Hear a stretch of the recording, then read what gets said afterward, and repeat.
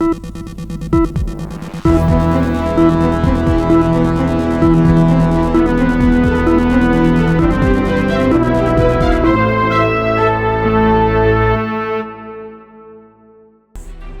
में केजरीवाल सरकार के दौरान लागू की गई शराब नीति पर अब एक बार फिर चर्चा हो रही है, खासकर सत्ता परिवर्तन के बाद।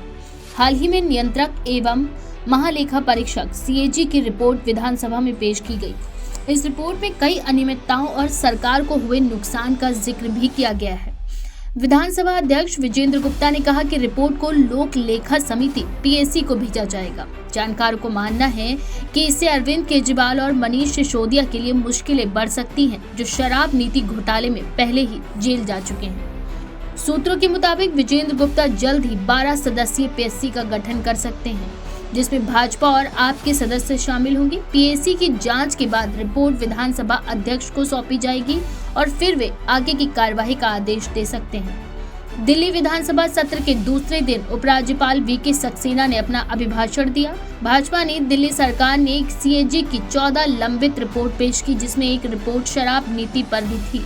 इसके बाद भाजपा ने आप पर आक्रामक रुख अपनाया, जिससे आप नेताओं की मुश्किलें बढ़ गई हैं। वहीं आतिशी ने कहा कि सीएजी की रिपोर्ट में शराब नीति के बारे में एक अध्याय है। उन्होंने कहा कि आप सरकार ने पुरानी आबकारी नीति में भ्रष्टाचार को बार बार उजागर किया था और अब सीएजी की रिपोर्ट से भी ये साफ हो गया है कि शराब के ठेके किस पार्टी के लोगों के पास थे और वहां से तस्करी और कालाबाजारी हो रही थी, जिससे दिल्ली सरकार को भी नुकसान हो रहा था। साथ ही बीजेपी के कई नेताओं ने सीएजी रिपोर्ट पर अपनी प्रतिक्रियाएं दी हैं। बीजेपी विधायक अरविंदर सिंह लवली ने कहा कि पिछले 11 साल पूरी दिल्ली की लोकतांत्रिक व्यवस्था के सबसे शर्मनाक 11 साल होंगे।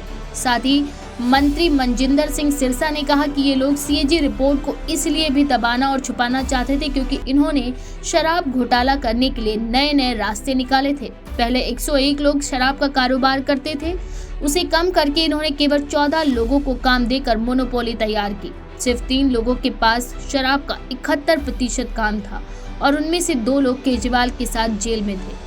मंत्री आशीष सूद ने कहा कि जैसे जैसे इनके कामकाज की तह में जा रहे हैं, हमें पता चल रहा है कि कितने बड़े स्तर पर गड़बड़ियां हुई हैं। फिलहाल ये कहना गलत नहीं होगा कि दिल्ली की सत्ता में पूर्व मुख्यमंत्री अरविंद केजरीवाल ने जिस तरीके से जनता के बीच अपना वर्चस्व बनाया था, उसकी पार्टी और उन पर लगे शराब घोटाले की सीएजी रिपोर्ट ने राजनीतिक तौर पर बिल्कुल बदल दिया है। अब सवाल ये उठता है कि क्या आने वाले दौर में अरविंद केजरीवाल की सियासी सितारे चमक पाएंगे या नहीं।